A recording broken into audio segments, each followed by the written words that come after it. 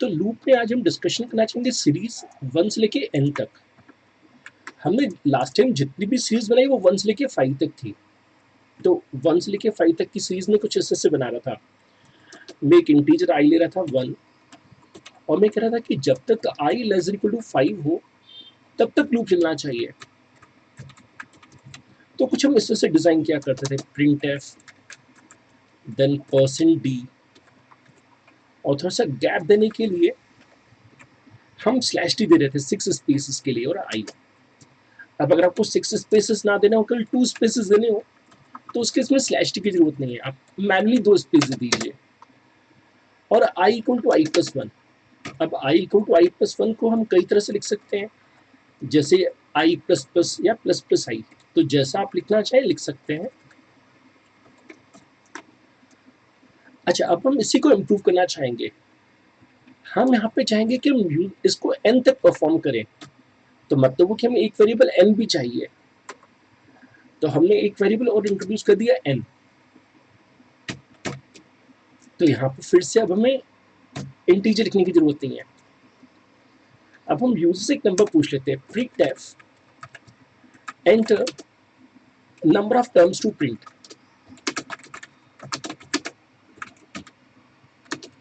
और वो हमने इनपुट करवा लिया n में। अब क्योंकि हमने n में इनपुट करवा लिया तो लूप 5 टाइम्स नहीं बल्कि n टाइम्स चलेगा। और जो भी मैंने लिखा है ये कंप्लीट प्रोग्राम है जो कि हमें इनसाइड मेन ट्राई करना है। तो फिर इसको हम ट्राई करें, हमें इसका रिजल्ट क्या मिलता है। इसको हमने कॉपी किया और इसे कोड बॉक्स में रन करते हैं।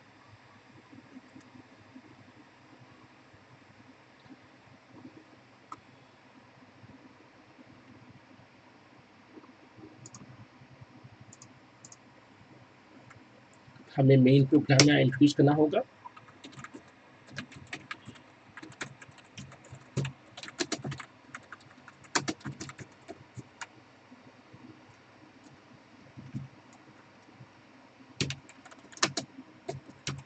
और इसे सेव कर लेता हूँ।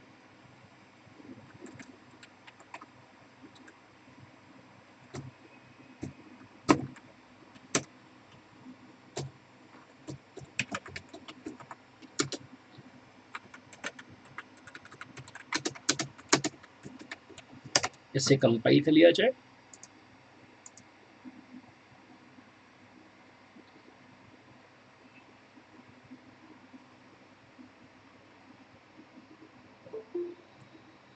जब कंपाइल हो जाए तो इसे रन करना है। और जैसे हम इसे रन करेंगे तो हमसे एक नंबर पूछा जाएगा कि नंबर ऑफ टर्न्स मुझे कितनी प्रिंट करवानी है। और जितनी टर्न्स में कहूँगा उतनी टर्न्स प्रिंट होंगी। अब देखिए मुझसे नंबर ऑफ टर्न्स पूछी जा रही है, तो जैसे मैं इंटरेस्टेड हूँ 7 टर्न्स में तो 7 टर्न्स प्रिंट हो गई। फिर से इसे रन करते हैं। हमने कहा 20 टर्म्स, तो वही प्रोग्राम 20 टर्म्स के लिए भी वर्क कर रहा है। अब यहाँ पे इस प्रोग्राम में हम आगे चल के इम्प्रूवमेंट करेंगे, तो मैं कुछ जगहों पे स्पेस छोड़ रहा हूँ। जब आप लोग प्रोग्राम बनाएंगे तो आप लोग भी स्पेस छोड़िएगा, जिससे कि हम जो एडिशनल लॉजिक है वो इम्प्लीमेंट कर पाए। और हमेशा की तरह आप अगर हम कुछ मार्किंग करते हैं, जैसे इसकी मैं मार्किंग कर लेता हूँ *1, यहाँ मार्किंग कर लेते हैं *2, यहाँ मार्किंग कर लेते हैं *3 और अंत में मार्किंग कर लेते हैं *4, जिससे कि फ्यूचर में इसी प्रोग्राम में हम कुछ एडिशनल लॉजिक्स भी डिजाइन कर पाए।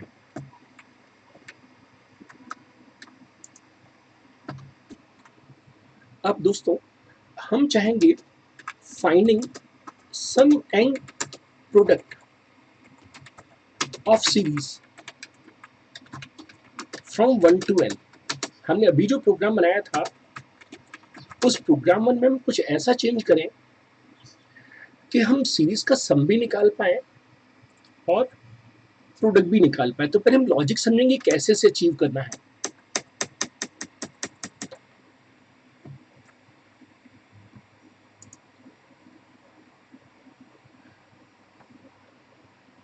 हमने ओरिजिनल प्रोग्राम में कुछ मार्किंग की हुई थी, उन मार्किंग वाली जगहों पे हमें चेंजेस करने होंगे, लेकिन पहले हम समझे आइडेंटिटी लॉ।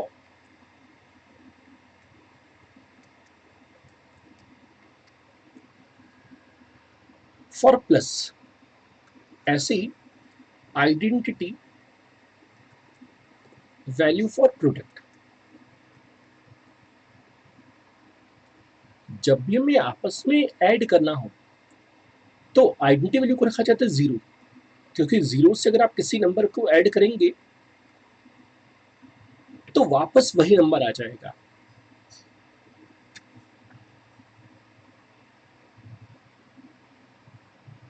इसी तरह से अगर हम मल्टीप्लिकेशन की बात करें तो 1 into i is equal to i into 1 is equal to i. तो कंक्लूजन निकला कि जब हम सम फाइंड करेंगे तो इनिशियली मैं सम को रखूंगा 0,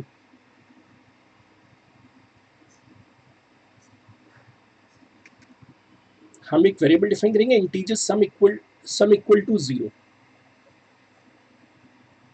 हम देख लेते हैं हमने कहाँ का मार्किंग की थी प्रोग्राम में। हमने यहाँ मार्किंग की हुई है, यहाँ और नीचे, ठीक है। तो *1 के लिए हम लिखेंगे इंटीजर सम। तो हम सिस्टम को बताएंगे कि हमें सम नाम का वेरिएबल चाहिए, जबकि यहाँ पे हम डिफाइन करेंगे कि हमें एक वेरिएबल चाहिए, उसका नाम आप फैक्टोरियल भी रख सकते हैं, प्रोडक्ट भी रख सकते हैं। मैं फैक्टोरियल रख रहा हूँ, जिसको हम 1 रखेंगे। अब *2 हमें आपस में ऐड करना है, तो आइडेंटिटी वैल्यू रहेगी 0, तो हम लिखेंगे सम इक्वल टू 0। जबकि यहाँ पे हम रखेंगे, यहाँ पे हमने 1 कर दिया, इसकी जरूरत नहीं थी, इसको हम बाद में 1 कर देंगे। यहाँ पे हम कर देंगे factorial equal to 1, factorial equal to 1। और जैसा कि मैं बता चुका हूँ 1 क्यों, क्योंकि आपस में मल्टीप्लाई होने हैं। अब *3, ये जो आप देख रहे हैं इसे *3 हम नाम दे रहे हैं, तो यहाँ पे हम फॉर्मूला लिखेंगे *3 में कि हर बार हम चाहते हैं कि सम में आई ऐड हो जाए। अब देखिए 0 रखने का एडवांटेज, यहाँ पे सम 0 है तो 0 प्लस आई से आई आ जाएगा। ऐसे यहाँ पे हम फॉर्मूला लिखेंगे factorial equal two factorial into x या इंटू आई, जो हम वेरिएबल आई ले चुके हैं। तो पहली बार ये आई को 1 से मल्टीप्लाई करेगा, क्योंकि फैक्टोरियल की वैल्यू 1 है। तो कंक्लूजन निकला कि जब भी हमें आपस में ऐड करना हो तो 0 रखेंगे, और मल्टीप्लाई करना हो तो 1 रखेंगे। अब अंत में प्रिंट करना है वैल्यू को, तो जो *4 था वहां पे हम प्रिंटफ की मदद से प्रिंट करवा देंगे कि सम कितना आया, सम इक्वल टू %d। तो जो भी सम की वैल्यू वो यहाँ प्रिंट हो जाएगी। लेकिन जब हमें फैक्टोरियल प्रिंट करना होगा तो यहाँ पे हम प्रिंटफ में लिखेंगे फैक्टोरियल इक्वल टू %d, और यहाँ पे हम फैक्टोरियल को प्रिंट करवा देंगे।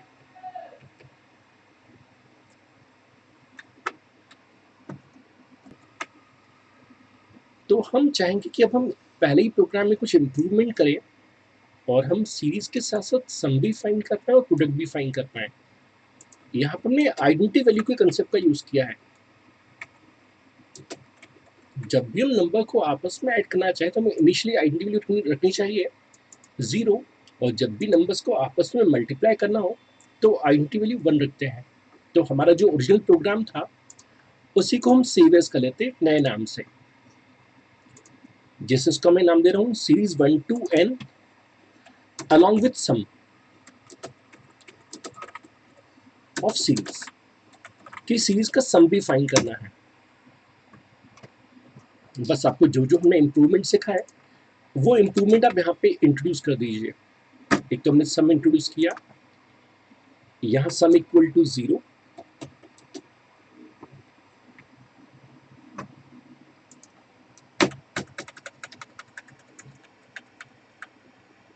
फिर हमने फॉर्मूला यहाँ पे ऐड किया सम इज इक्वल टू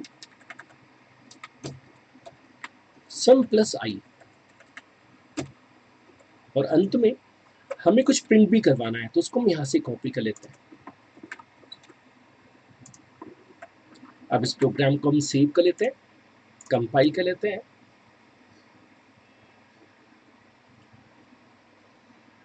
और फिर एग्जीक्यूट करना होगा।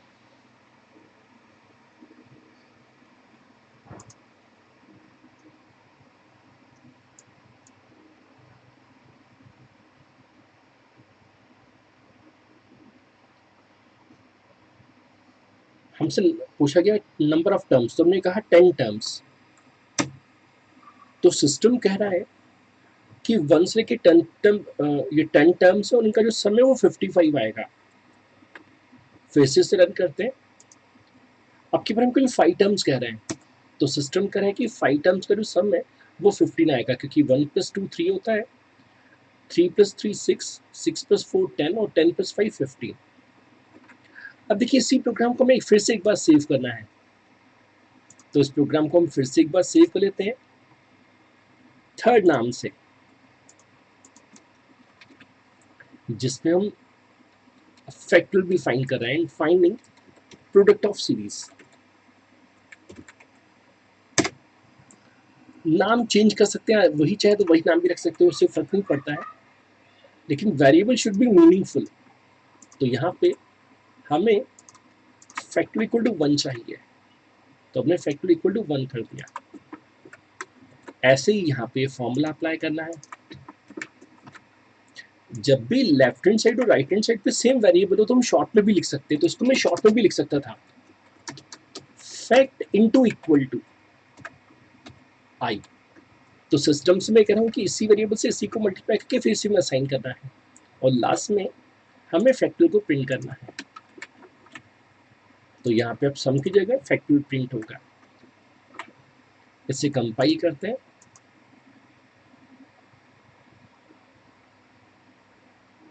और करते हैं फिर इसे रन।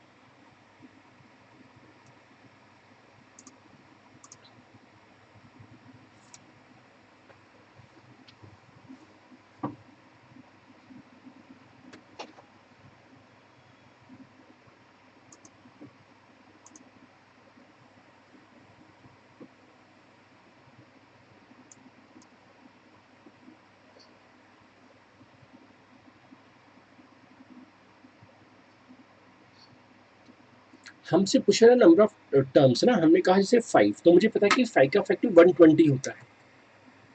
तो सिस्टम कह रहा है 1 × 2 × 3 × 4 × 5, और सिस्टम कह रहा है कि फैक्टर जो है वो 120 है। अब दोस्तों अगर आप चाहते तो बीच में यहाँ पे इंटू का साइन लगा देते आप, जहां पर हमने स्पेस दिया है। अब देखिए क्या होता है,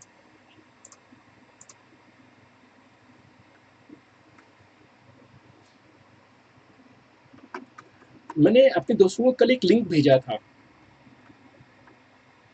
factorial program with interesting output.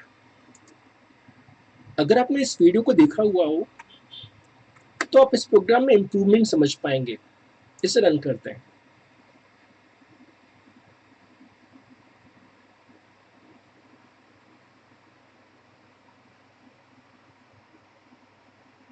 हमसे पूछा कि नंबर ऑफ टर्म्स या किसका हमें फैक्टर निकालना है, तो हमने कहा 6। तो देखिए सिस्टम शो कर रहा है 1 × 2 × 3 × 6, जबकि कितना अच्छा होता कि कुछ ऐसा दिखता। यहाँ से अगर हम स्पेस हटा देते तो इंटू के बीच में स्पेस नहीं आता, कितना अच्छा होता कि हमें कुछ ऐसा दिखता, 1 × 2 × 3 × 4 × 5 × 6, और लास्ट में इंटू नहीं आता, लास्ट में आता है इक्वल टू 720। तो मैंने आप लोगों को CW भी लिंक भेजा हुआ है पिछली क्लास में। आप सभी से रिक्वेस्ट है कि आप चैनल पे उस वीडियो को देखिएगा, उसमें आपको इसका सॉल्यूशन मिल जाएगा। तो आप सभी के लिए टास्क रहेगा कि आपको कुछ ऐसे से डिजाइन करना है कि यहाँ पे हमें कुछ ऐसा शो हो 1 × 2 × 3 × 4 × 5 × 6 इक्वल टू 720, जबकि अभी यहाँ पे लास्ट में इंटू आ रहा है।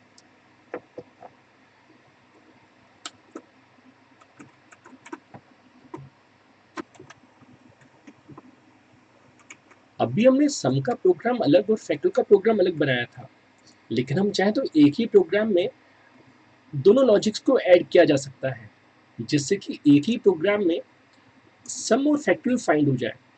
सब कुछ डिपेंड करता है कि आपको एग्जाम में क्या दिया गया। अगर केवल सम दिया गया तो केवल सम फाइंड कीजिए, फैक्टोरियल क्या कहा तो फैक्टोरियल, और अगर आपको बोथ कहा गया तो फिर दोनों ही फाइंड करने पड़ेंगे। तो बस हमें करना क्या है कि दोनों लॉजिक एक ही में इंट्रोड्यूस कर दीजिए, यहाँ पे फैक्टोरियल भी ऐड कर दीजिए, सम भी ऐड कर दीजिए। अब फैक्टोरियल 1 लेकिन सम 0। और जैसा कि मैंने आप सभी को सोल्यूशन दिया था कि हम शॉर्ट में भी लिख सकते हैं, तो अब मैं पूरा ना लिख के मैं यहाँ पे शॉर्ट में लिखने में इंटरेस्टेड हूँ। क्या? फैक्ट इनटू इक्वल टू, ऐसे ही सम प्लस इक्वल टू। तो जब भी लेफ्ट हैंड साइड में और राइट हैंड साइड में सेम वेरिएबल हो तो हम शॉर्ट में लिख सकते हैं। तो यहाँ पे सम भी फाइंड हो रहा है और फैक्टोरियल भी, और अंत में जहाँ पे हम प्रिंट करवा रहे थे वहाँ पे भी हम दोनों चीजें प्रिंट करवा देते हैं, फैक्टर भी प्रिंट करवा देते हैं और सम भी प्रिंट करवा देते हैं। तो एडवांटेज होगा कि एक ही प्रोग्राम में सम भी आ जाएगा और फैक्टोरियल भी। कंपाइल,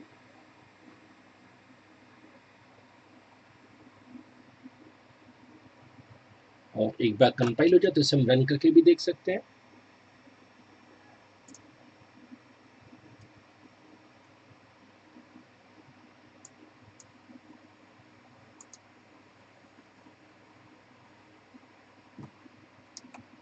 जैसे मैं यहाँ के पे कह रहा हूँ 5, तो सिस्टम कह रहा है कि सीरीज हो गई 1 2 3 4 5, सम आ गया 15 और फैक्टर आ गया 120।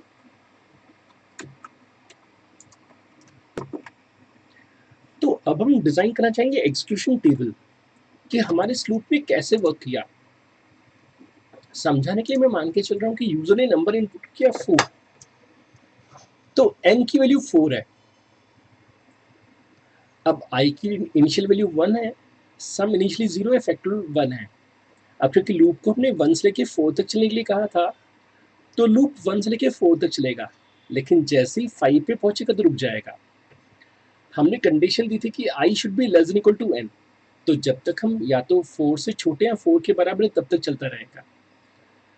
लूप में हम हर बार i को प्रिंट करवा रहे थे, तो पहली बार i 1 था, फिर 2, फिर 3, फिर 4। अब यहाँ पे फॉर्मूला सम प्लस i, तो पहली बार सम 0 था, 0 में 1 ऐड हो गया क्योंकि i 1 है, तो सम की नई वैल्यू हो गई 1। अब नेक्स्ट टाइम सम तो 1 आ गया, लेकिन i है 2, जिस कारण से हमें नई वैल्यू मिली 3।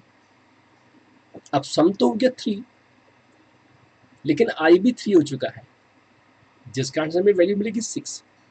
अब सम 6 है, लेकिन i की नई वैल्यू 4 है, तो 6 प्लस 4 कितना आ गया 10। तो यहाँ पे इंटरेस्टिंग फैक्टर था कि सम को हमने इनिशियली 0 रखा। गलती से अगर हम इनिशियली सम को 10 रखते तो जो भी आंसर आना चाहिए था उसमें 10 टाइम्स ऐड हो जाता, जिस कारण से हमने इनिशियली उसे 0 रखा था। अच्छा, फैक्टोरियल कैसे फाइंड हुआ? पहली फैक्टोरियल 1 था, 1 इंटू 1 1 आता है। नेक्स्ट टाइम फैक्टोरियल तो 1 था, लेकिन i बढ़ के 2 हो गया, तो फैक्टोरियल भी 2 आ गया। नेक्स्ट टाइम फैक्टोरियल 2 था, लेकिन i 3 हो चुका था, तो 2 इंटू 3 6। नेक्स्ट टाइम 6 इंटू 4, और हम जानते हैं कि 6 इंटू 4 होता है 24, जो कि 4 का फैक्टोरियल है। अब गलती से अगर हम फैक्टोरियल को 0 रख देते, और हम जानते हैं कि 0 से किसी भी नंबर को मल्टीप्लाई करने पे वापस 0 आ जाता है, तो उस केस में रिजल्ट सही नहीं आता। और ये तो आपको समझ में आ रहा है कि नेक्स्ट टाइम i 2 हो जाएगा, फिर 3 हो जाएगा, फिर 4 और फिर 5। तो कंक्लूजन निकला कि जब हम प्रोग्राम को रन कर रहे थे तो लैपटॉप या हमारे कंप्यूटर में इससे कैलकुलेशंस परफॉर्म हो रही थी। तो हम 3-in-1 सीरीज डिजाइन करना चाहेंगे दोस्तों, लेकिन 3-in-1 सीरीज को पहले हम प्रोग्राम ना करके पहले उसका लॉजिक समझेंगे कि कैसे वो वर्क करेगा। तो पहली सीरीज का नाम है फ्लैट सीरीज, जिसका हमने नाम दिया हुआ है ए। दूसरी सीरीज में दोस्तों अगर आप देखें तो हर बार डिफरेंस ऐड हो रहा है, जैसे यहाँ पे डिफरेंस 1 है, यहाँ डिफरेंस 2 है, यहाँ डिफरेंस 3 है, यहाँ डिफरेंस 4 है। तो इस सीरीज का नाम मैंने बी दिया और इसका नाम सी दिया हुआ है। जब हम प्रोग्राम को रन करेंगे तो हमसे पूछेगा number of terms to print. जैसे मैं 5 टर्म्स प्रिंट करने में इंटरेस्टेड हूँ, तो हमने एक वेरिएबल आई रखा 1 और एक एक्स्ट्रा वेरिएबल जे रखा 1। अब आई का लूप 1 से लेके 5 तक चलेगा, लेकिन जैसे ही 6 चलेगा तो रुक जाएगा। अब यहाँ पे हम जे को प्रिंट कर रहे हैं, तो जे की पहली वैल्यू क्या है 1, तो पहली बार 1 प्रिंट होगा। अब यहाँ लिखा है जे इक्वल टू नॉट ऑफ जे, तो हमने कुछ दिन पहले डिस्कशन किया था कि नॉट की खासियत क्या रहती है। हमने देखा कि पहली बार जे 1 था, लेकिन यहाँ पे हो गया नॉट ऑफ 1। अब नॉट ऑफ 1 होता है 0, जिस कारण से नेक्स्ट टाइम 0 प्रिंट होगा दोस्तों। अच्छा, फिर क्योंकि जे की 0 हो चुकी है तो नॉट ऑफ 0 हो जाएगा, और नॉट ऑफ 0 कितना होता है 1, तो नेक्स्ट टाइम 1 प्रिंट होगा। अब नेक्स्ट टाइम जे 1 है लेकिन नॉट ऑफ 1 होता है 0, तो नेक्स्ट टाइम 0 प्रिंट होगा। क्योंकि हमने कुछ दिन पहले रूल पढ़े थे कि नॉट 0 1 होता है और नॉट 1 0 होता है, तो अल्टरनेटली चेंज होते रहेंगे। और फिर हमने देखा नेक्स्ट टाइम में 0 हो गया तो वैल्यू 1 हो जाएगी, तो हमें अल्टरनेटली मिलेगा 1 0 1 0 1 0। अब जो सेकंड सीरीज है दोस्तों, सेकंड सीरीज के लिए हमें j equal to j plus i लिखना पड़ेगा। जैसे पहली बार हम चाहे तो यहाँ पे कुछ और एक्स्ट्रा प्रिंट स्टेटमेंट जोड़ सकते थे, खैर कोई बात नहीं, पेन कलर चेंज कर लेते हैं। पहली बार 1 प्रिंट हो गया, अब जे भी 1 है और आई भी 1 है, तो नेक्स्ट टाइम 2 प्रिंट होगा। अब नेक्स्ट टाइम जे तो 2 है लेकिन आई भी 2 हो चुका है, इस कारण से 4 प्रिंट होगा। नेक्स्ट टाइम जे तो 4 हो गया लेकिन आई 3 है, जिस कारण से 7 प्रिंट होगा। नेक्स्ट टाइम जे तो 7 है लेकिन आई बढ़ के 4 हो चुका है, जिस कारण से 11 प्रिंट होगा। तो मैं दोस्तों से कहना चाहता हूँ कि पहले दोस्तों हम हमेशा 1 ऐड करते थे, यहाँ मैं 1 नहीं ऐड कर रहा, यहाँ पे मैं आई ऐड कर रहा हूँ, और आई की पहली वैल्यू क्या है 1, तो 1 का डिफरेंस आ गया। नेक्स्ट टाइम आई 2 था तो 2 का डिफरेंस आ गया, नेक्स्ट टाइम आई 3 था तो 3 का डिफरेंस, और नेक्स्ट टाइम आई 4 था तो 4 का डिफरेंस। अब अंत में आई की हो जाएगी 5, तो 11 प्लस 5 होता है 16, जिस कारण से 16 प्रिंट होगा। हालांकि हमने अलग से प्रिंट स्टेटमेंट नहीं रखा, हम मान के चलते यही प्रिंट जे है। अगर हम इसी को प्रिंट करवाएं, क्योंकि मैं एक ही में तीनों समझा रहा हूं, तो हमें ये सीरीज मिल जाती। अच्छा, अंतिम सीरीज सबसे इंटरेस्टिंग है। अंतिम सीरीज में हम लिख रहे हैं जे इक्वल टू जे प्लस जे। अब पहली बार जे 1 था, तो 1 प्लस 1 कितना होता है 2। नेक्स्ट टाइम 2 में 2 ऐड हो गया, यानी जितना जे है उतना ही हम ऐड कर रहे हैं, तो नेक्स्ट टाइम में 4 हो गया। नेक्स्ट टाइम 4 प्लस 4, तो 8 हमें मिल गया। और नेक्स्ट टाइम 8 प्लस 8, तो हमें मिल गया 16, और 16 प्लस 16 हमें मिल गया 32। तो कंक्लूजन निकला कि पहले प्रोग्राम में हम नॉट का यूज कर रहे थे, सेकंड प्रोग्राम में हम हर बार आई को ऐड कर रहे हैं, और तीसरे प्रोग्राम में आई को ऐड ना करके हम जे को ऐड कर रहे हैं। तो जब जे 1 था तो 1 ऐड हुआ, इस कारण से 1 प्रिंट हो गया। 1 प्लस 1 2 हो गया तो 2 प्रिंट हो गया, 2 प्लस 2 4 हो गया, 4 प्लस 4 8 हो गया। कंक्लूजन निकला जो नेक्स्ट टर्म जो है वो प्रीवियस टर्म का एडिशन है। अब 16 प्लस 16 32, और 32 प्लस 32 64। इसको हम ऐसा भी लिख सकते थे, j is equal to 2 into j, क्योंकि सिंपल सी बात है कि j प्लस जे का मतलब ही होता है 2 इंटू जे, उससे भी हमें सेम वही रिजल्ट मिल जाता। तो हमें 3-in-1 सीरीज का प्रोग्राम डिजाइन करना था। जैसा हमें लॉजिक दिखा बस वैसा ही प्रोग्राम करना है। जैसे सबसे पहले हम चाहते हैं कि जब हम रन करें तो एक मैसेज है enter number of terms to print, तो हमने मैसेज दिया enter number of terms to print. अब हम वो नंबर मान रहे हैं कि n में इनपुट किया गया, तो यहाँ पे 3 वेरिएबल्स यूज हो रहे हैं n, i और j। सी प्रोग्रामिंग में वेरिएबल डिक्लेरेशन जरूरी है, तो हमने सिस्टम को बताया कि हमें 3 वेरिएबल चाहिए i, j और n। हमने नंबर ऑफ टर्म्स n में पूछ लिया, अब लॉजिक के हिसाब से आई और जे इनिशियली 1 है, तो हम i equal to j equal to 1 लिख सकते हैं, या आप चाहें तो सेपरेटली भी लिख सकते हैं। आज हमने पहले प्रोग्राम में सीखा था कि कैसे हम एन टर्म्स तक की लूप चला सकते हैं, तो हमने लूप को एन टर्म्स तक चलाया। यहाँ पे आई नहीं, यहाँ पे हम जे प्रिंट करवा रहे हैं, तो हमने जे को प्रिंट करवा दिया। बस अब हमें डिसाइड करना है कि हमें सीरीज ए बनानी है या सीरीज बी बनानी है या सीरीज सी। जो सीरीज बनानी हो बस उसका फॉर्मूला आप अप्लाई कर दीजिएगा, और जो फॉर्मूला आप अप्लाई करेंगे वही प्रोग्राम का आउटपुट आएगा। जैसे अभी मैंने इसको एक्टिवेट किया हुआ है, बाद में 1 बाय 1 हम इनको एक्टिवेट करेंगे। एग्जाम में इनमें से एक समय पे कोई एक ही सीरीज आएगी, जो आपको एग्जाम में सीरीज दी जाए आपको बस उसी का ही प्रोग्राम डिजाइन करना है। यहाँ मैं ऐसे टीचर सिखाने के लिए एक ही में तीनों प्रोग्राम सिखा रहा हूँ। इसका इसी में नाम 3-in-1 सीरीज दिया है नाम। इसको मैं यहाँ से कॉपी पेस्ट किया और सेव कर दिया।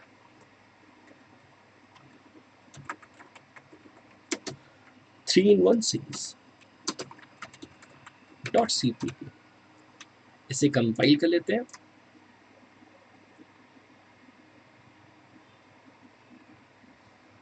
और जब कंपाइल हो जाए तो इसे रन करके देख लेते हैं।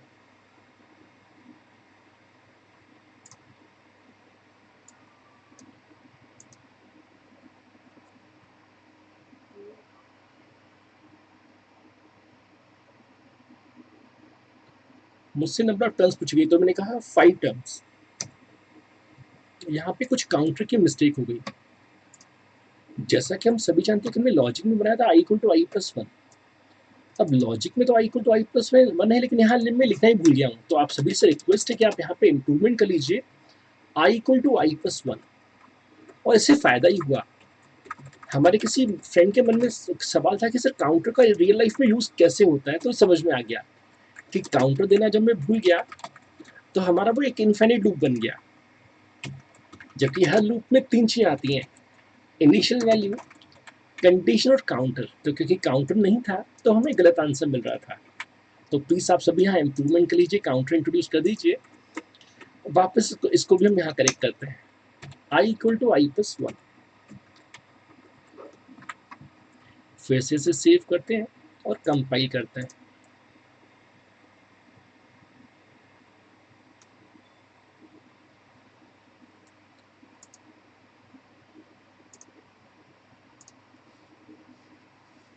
और इसे रन करते हैं।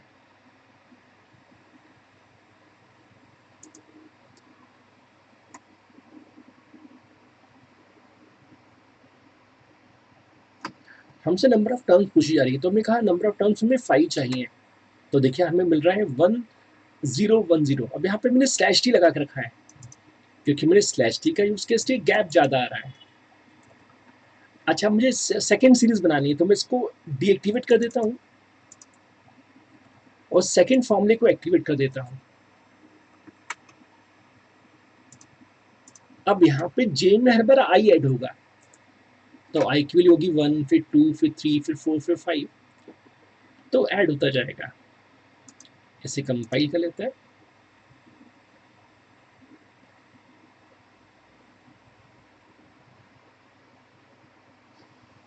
और कंपाइल हो जाए तो इसे रन करके देख लेते हैं।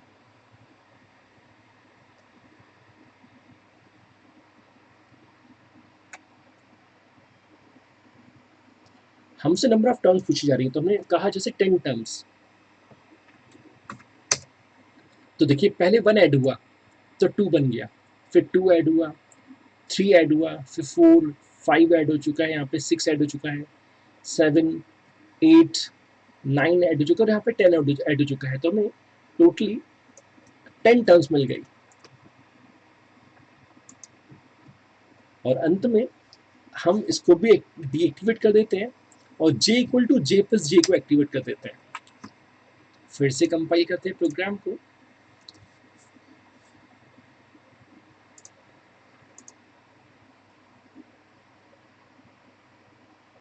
और जब कंपाइल हो जाए तो उसे रन करके देखना होगा।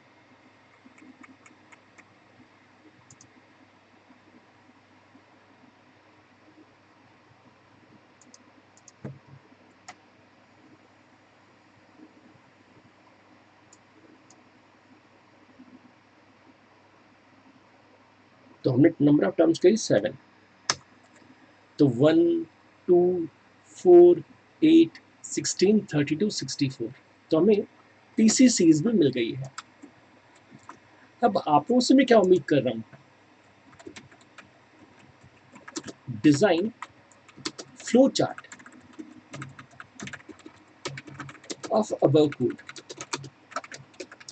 हमने लास्ट टाइम सीखा था कि कैसे फ्लो चार्ट बनाया जाता है, तो बस आप लोगों को जैसे हमने पिछली क्लास में फ्लो चार्ट सिखाया वैसे इस लॉजिक का फ्लो चार्ट बनाना है।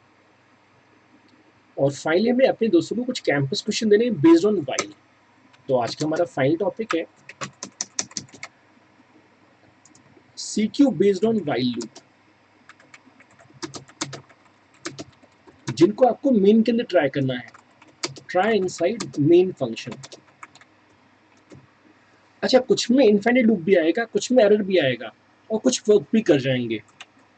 तो नोट डाउन रिजल्ट या एरर जो भी आए ना, और सबसे इंपॉर्टेंट क्या है, सबसे इंपॉर्टेंट है C++ में जब भी हमें 1 दिखे या नॉन जीरो दिखे वैल्यू कंडीशन में, तो वो ट्रू मानी जाएगी।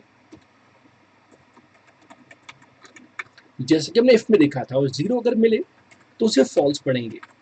जैसे पहला क्वेश्चन मैं आपको दे रहा हूं दोस्तों, वाइल 1, और फिर मैं यहाँ पे लिख रहा हूँ प्रिंट एफ से हेलो। इसका आंसर मैं बता रहा हूँ, इसका आंसर है का इनफाइनाइट लूप। रीजन क्या है, 1 implies ट्रू, और हम जानते हैं कि लूप तब तक चलता है जब तक कि कंडीशन ट्रुथ हो। तो ट्रुथ इज ऑलवेज ट्रुथ, जिस कारण से लूप हमेशा चलता रहेगा। अब सेकंड क्वेश्चन में आप क्या करोगे, जहां वाइल 1 लिखा है वहां वाइल 5 कर दीजिएगा। अगर आप मेरी बातों को ध्यान से सुन रहे हैं तो सेकंड का आंसर भी आप निकाल सकते हैं।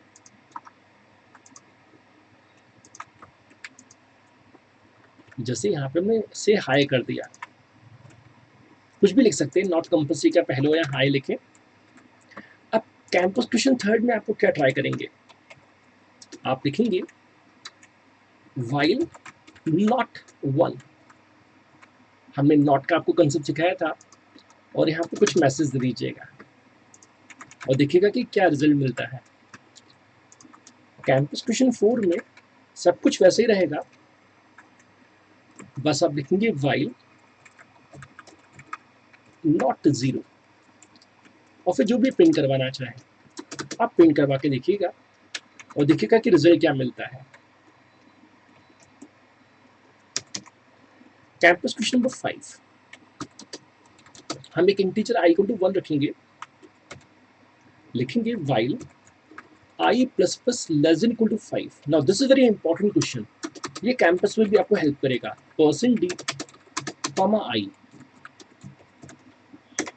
ऐसे ही दोस्तों इसमें आप ट्राई करेंगे इंटीजर i इक्वल टू 1,